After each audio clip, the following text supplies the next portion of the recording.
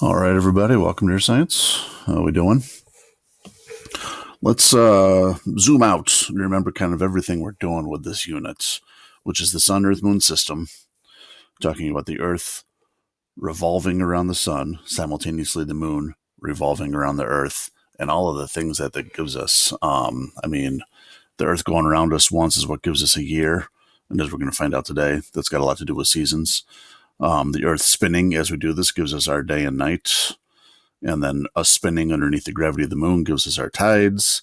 The moon going around us gives us our moon phases. There's a whole lot, and it's really difficult to keep straight, no doubt. Especially since like moon phases is easier to picture if the Earth is sitting still, but then we throw in the whole Earth moving thing, and that's where you get that extra 2.2 day thing, which should have been on cheat sheet number 3. If you didn't get that, make sure you got that. So what I want to get into today is seasons. Now, we did a lab, and it was a while ago, but we did a lab where we saw that the Earth had an elliptical orbit, and we figured that out because we knew that sometimes the sun looked a little bit bigger, sometimes the sun looked a little bit smaller, which implied that we must be a little bit closer to it sometimes and a little bit farther from it sometimes. But at the end of that lab, as it turned out, that was not the reason why we had seasons. And we said we're going to just kick that down the road for a little bit. We know that it's not distance; it's something else. And today is that something else? And it's a common misconception. You'll hear people say it for the rest of your lives. Oh, we're close to the sun in summer and far from it in winter. It's not. It's the opposite. We also talked about how the seasons are opposite in the other hemisphere. So actually, in the southern hemisphere, they are a little closer in their summer. But regardless, that distance doesn't make any difference. It's just not enough distance.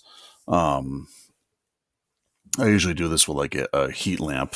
I don't know if this is a long enough cord, but if I turn this on, it's not plugged in. If I turn this on and said how much heat is being picked up by that camera there, and I said, okay, I'm going to move it closer to the same ratio that this lamp would be closer if the Earth were closer to the sun, I'd go from here to about here. Do you notice that difference? That was really it. I barely moved my arm. So it's not enough of a difference to give us any major difference in how we feel sun's energy.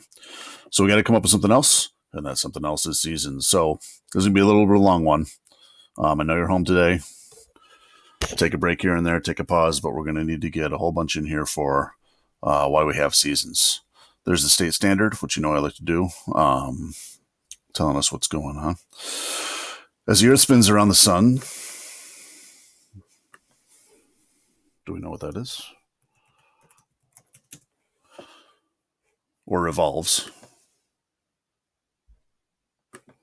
And again, that difference between revolution and rotation is gonna keep popping up. It's gonna be important.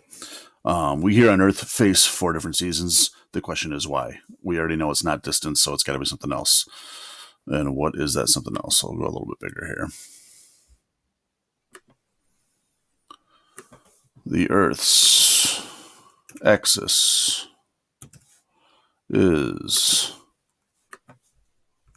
tilted at an angle of 23.5 degrees.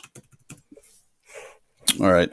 Now, I don't have any globes in my house here, unfortunately, but when we get back to my classroom, you'll see that the globes are all at that angle. That's deliberate. That's the present angle that the planet is tilted. And that changes very slowly through time. Recent human history, it's pretty much been that the whole time. And this North Pole right up here, if we draw an arrow there, that's way too big.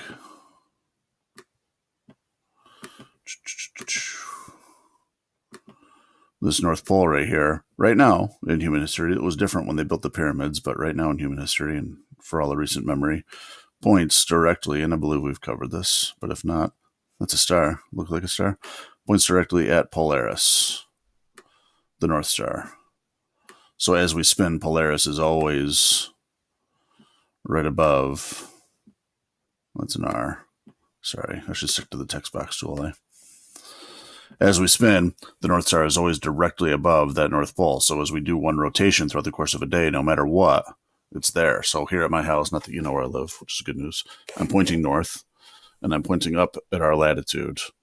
about 43.5, but I know that even though it's light out and there's a ceiling in the way, I know I'm pointing at Polaris. It's always there in that same spot, north at our latitude. And in fact, Polaris is so far away that even when we go over to this side of our revolution, we're still pointing up at that Polaris. It's so far away that this distance from here to here is not significant enough to have the Earth not pointing at Polaris. It's way out there. So all of this revolution has many effects, but keep in mind the whole time, like, this gets a little bit complicated. There's some hard stuff today, but keeping in mind the whole time, this is really the meat and potatoes here for why we have seasons. The Earth revolves and its axis is tilted. That causes all of the things we'll talk about today.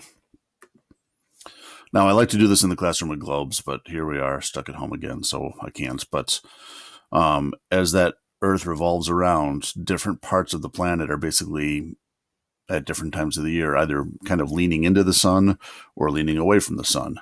It doesn't like, get on camera here, it doesn't like wobble back and forth. We would feel that on Earth when it kicked from one side to the other. We'd all like rock in our seats. It stays the same, but since over here, it's kind of tilted away, by the time it revolves 6 months later over to here, now it's tilted towards. So that tilt is always the same way. It's just that as we go around the Earth, that tilt has a different relative position to the sun. So here for us, I say we because I want to make sure that we keep in mind that we live in the northern hemisphere.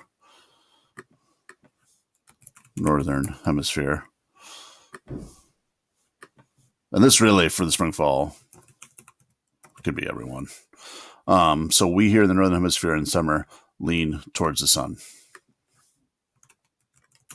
And that's the situation right here.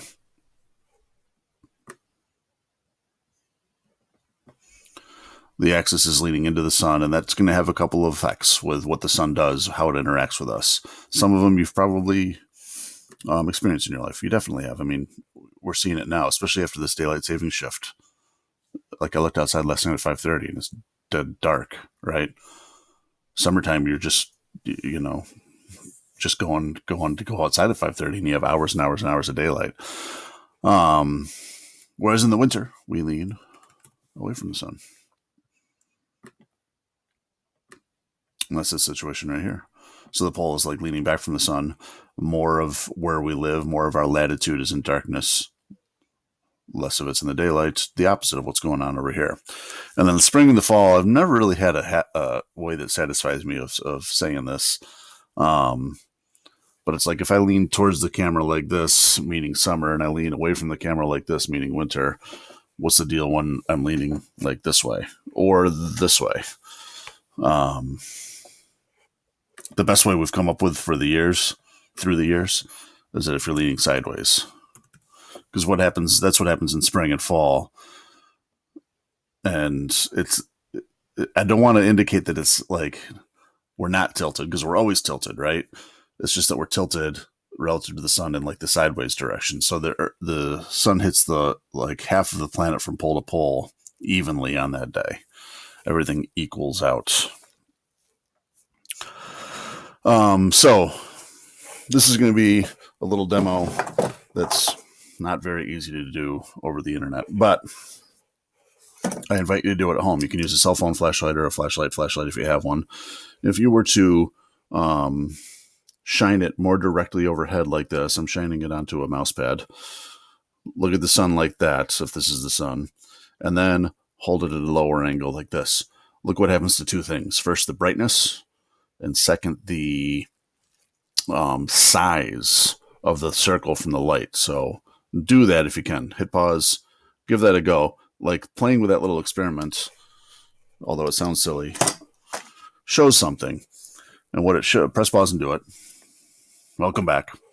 What it does is that when it's at a higher angle, like this, onto something, versus when it's coming in at a lower angle like this, which is what's happening this time of year. We're getting to a lower and lower and lower angle every day.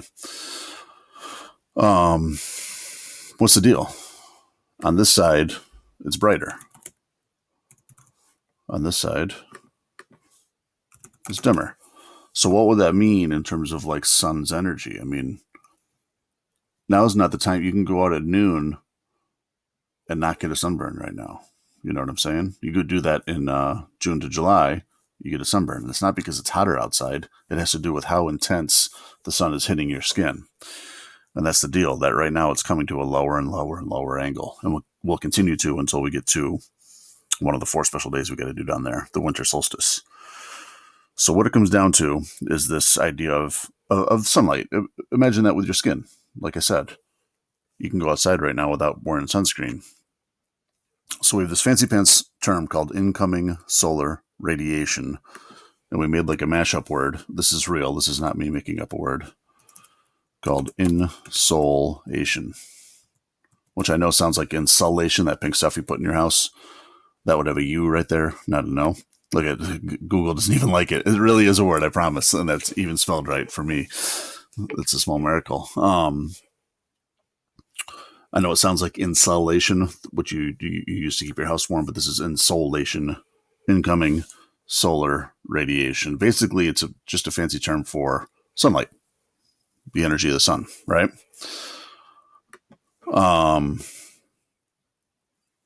So again, let's picture having Russians comment on my YouTube. Must be election day. As the sun gets further overhead, which we're going to call our summer.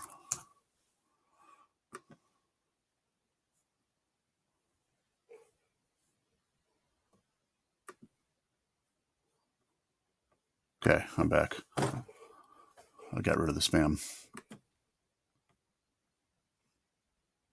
Oh, and I closed my tab. I'm doing awesome.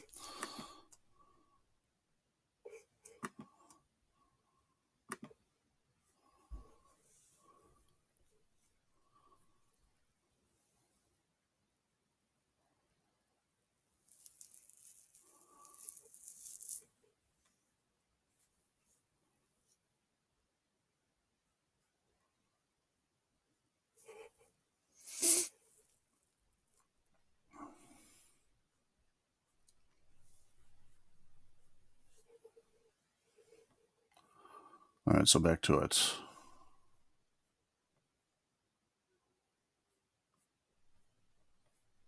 Sorry, folks.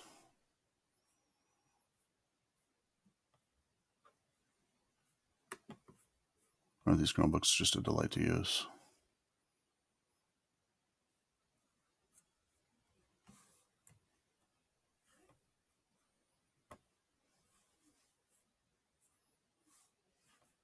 Holy cow.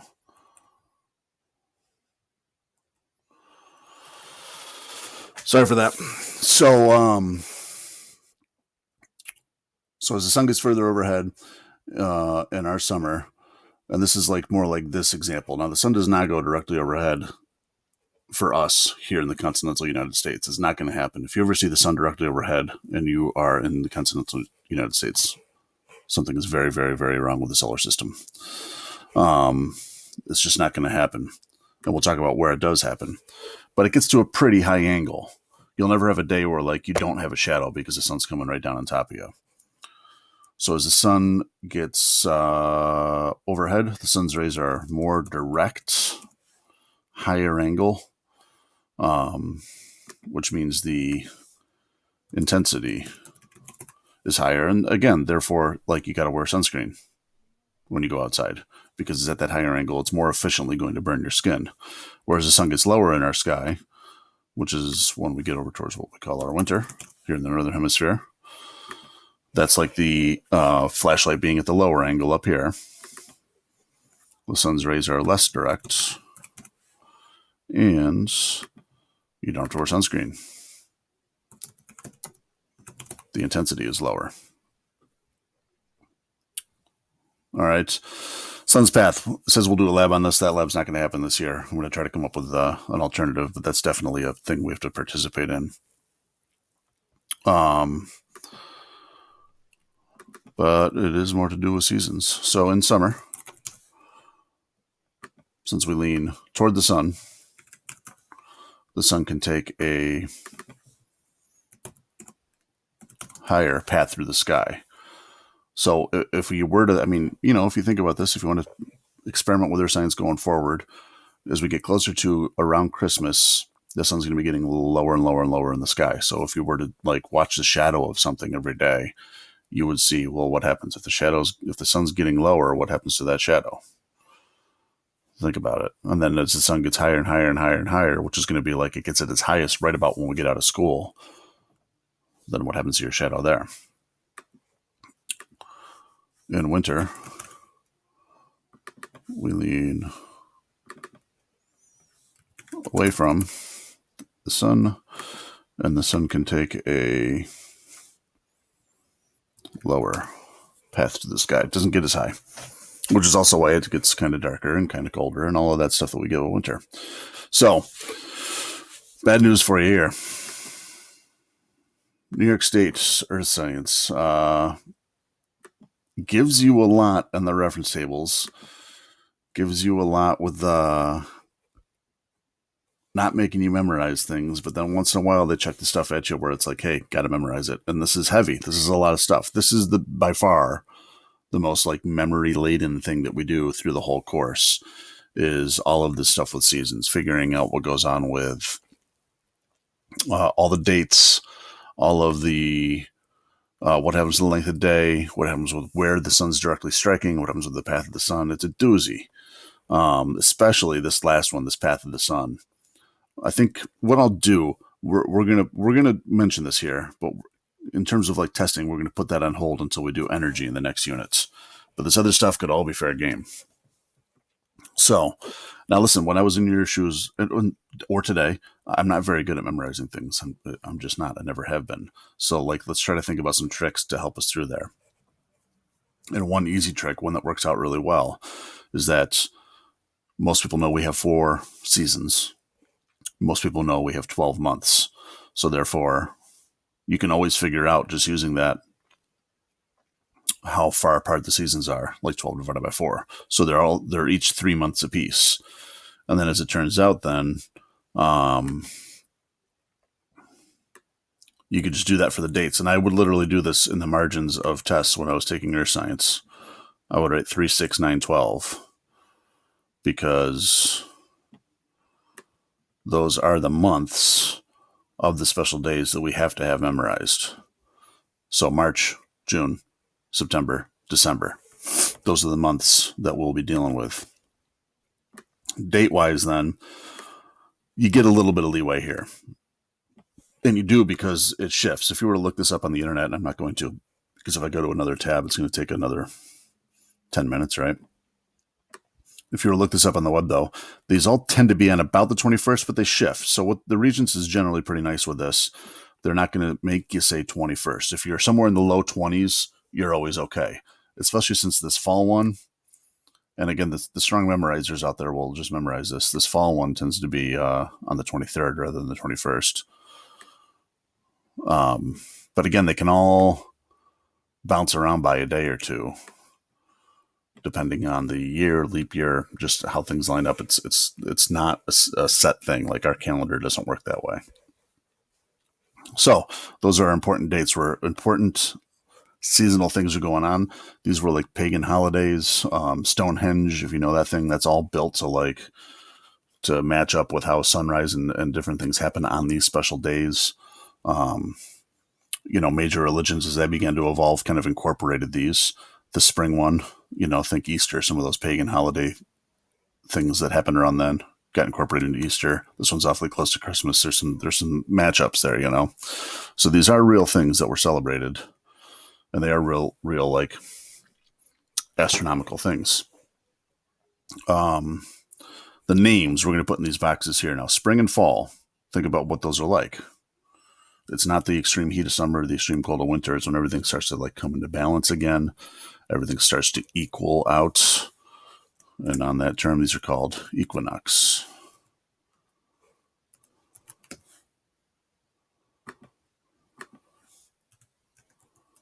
We'll make them both capital.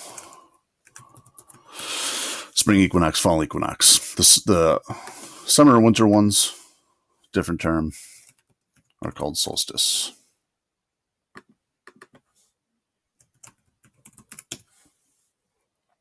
All right, length of day. We're going to need to know this now. We get hooked up. Now, first off, there's always a wise guy, and I appreciate your sense of humor. This is all the days are 24 hours, Mr. F. You're right. But, and maybe I should be a little bit more picky up here. Daylight. That was weird. Length of daylight. So what's the length of daylight? Now, yes, you got to memorize it, but if you, again, let's like learn the tricks. If it's an equinox, when things equal out, how long might you suspect the daylight and darkness is? It's a 12-hour daylight. Oh. 12-hour dark. That's how the equinox works. That's as things begin to balance. And this works everywhere on Earth. When we did that other seasons activity, you saw that like the North Pole, South Pole get extremes. They get months at a time where the sun's either up the whole time or down the whole time. Even there, because of the just geometry of how the planet lines up. On the equinoxes, we all get about 12 and 12. Now, this is a tiny bit of a lie. There's a couple of things that happen that give us a couple extra bonus minutes of light. If you've ever heard of refraction, like if you have a glass of water and you put a straw in it, the straw like looks like it bends. So light can refract towards you, and it gives you a little bit of bonus time. This would be if we had no atmosphere, but we kind of like having an atmosphere. It also would be like from when the middle of the sun rises and when the middle of the sun sets. So you get that difference in time from at sunrise for the top of the sun and at sunset for the bottom of the sun as it sets. So it's not exact, but like it's the root of how all this works is that things equal out. Now the regents won't make you analyze that part that I'm being extra picky about, but I don't want you to like say 12 and 12 and then go look at a basic table and see that it's not 12. It's when everything balances. It's when we cross 12 hours. But we get some bonus time because some other complicated effects. All right. Summer. Think of summertime. You can be out late and it's light. The good news is you don't have to memorize any numbers here because it's dependent on latitude. All you got to know here is that it's the longest daylight. And think of winter like, again, last night, 5:30. It's dark, and we're not even there yet. It's going to get, the days get shorter and shorter and shorter until December 21st. When it is the shortest daylight. All right. Where is the sun at the zenith? In other words, where on the planet are you going to get directly struck by sunlight? Where if you were there, that would be somewhere where you don't have a shadow. Now I'm saying that does not happen in the continental United States, but it does happen somewhere on the planet. So if the earth is like leaning back like it is over here in January, it looks like the people that get nailed by the sun are down there south of the equator. And then the opposite over here. The people that get nailed by the sun here are north of the equator. And in fact, on equinox, again, sometimes you get to cheat and have life be easy. On equinox, when everything's equal, this happens at the equator. So if you could go to the equator on either of those days at solar noon, the moment that the sun's highest in the sky, high noon, the sun would be directly on top of your head, coming straight down on you.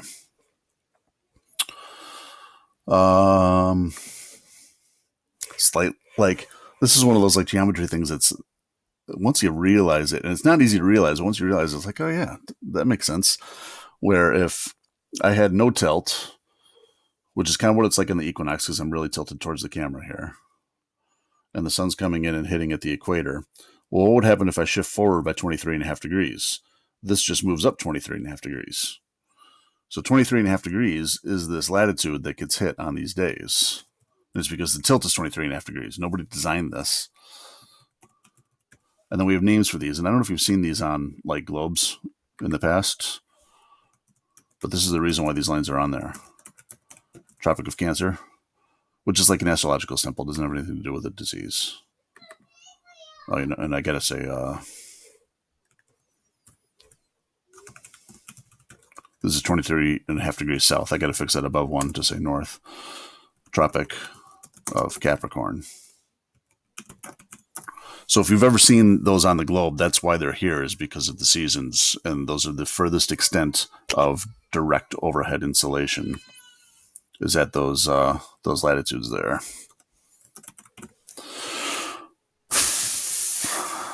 Let's get back to the sun. How long have you guys been sitting here?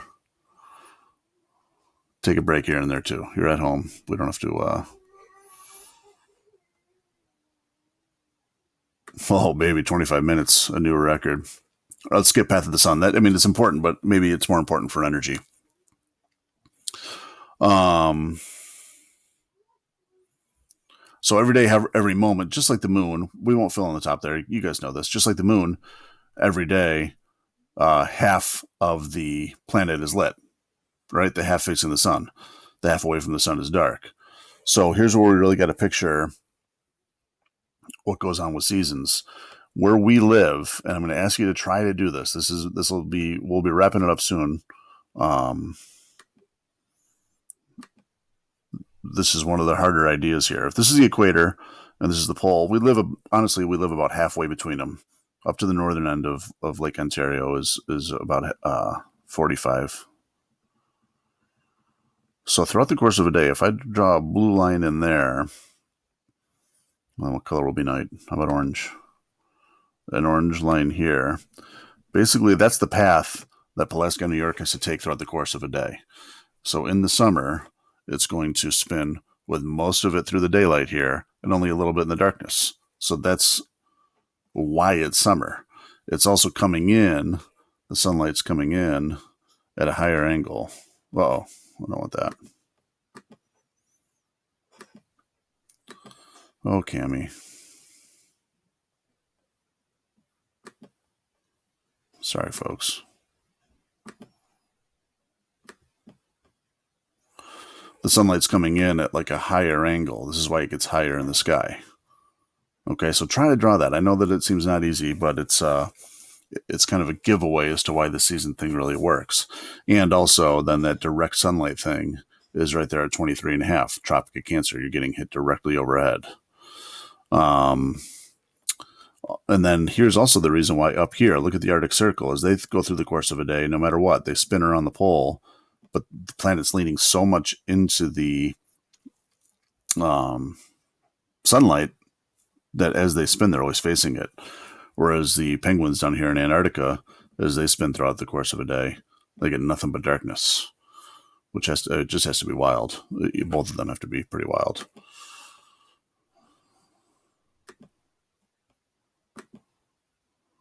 Man, I'm making a mess here. All right, I'm going to hit pause and try to undo whatever I did with this pen. Thanks for sticking with me, guys. You're troopers. All right, we're back. Sorry for that. We'll finish this up quick. So, wintertime. Now let's look at it. Now the planet's leaning way back, and that means that we up here in Pulaski only get to have that little depressing bit that's in the daylights. And we got to deal with spinning as the planet rotates throughout the course of a day, spinning through all of that darkness, which is why it gets a little bit bleak and depressing then, right? The sun's also coming in at a pretty low angle here, which doesn't heat us as efficiently. Another reason why it gets cold. And the sun's rays are hitting directly down there in the Tropic of Capricorn. And I know I'm skipping some bits here. That's okay. No big deal. Let's just real quick say, if you are up there at the North Pole, Santa, no wonder why he wants to get out, right? Around Christmas time, because as the planet spins, nothing but darkness up there. And the penguins down in Antarctica, though, they're having a good time. They get 24 hours of daylight. Finally, the equinoxes, when the planet's, again, it would have to be leaning like into the paper or out of the paper here for this to like really look right. Which is just drawing three-dimensional things on two-dimensional paper is always a tricky idea. But look at, if you're us,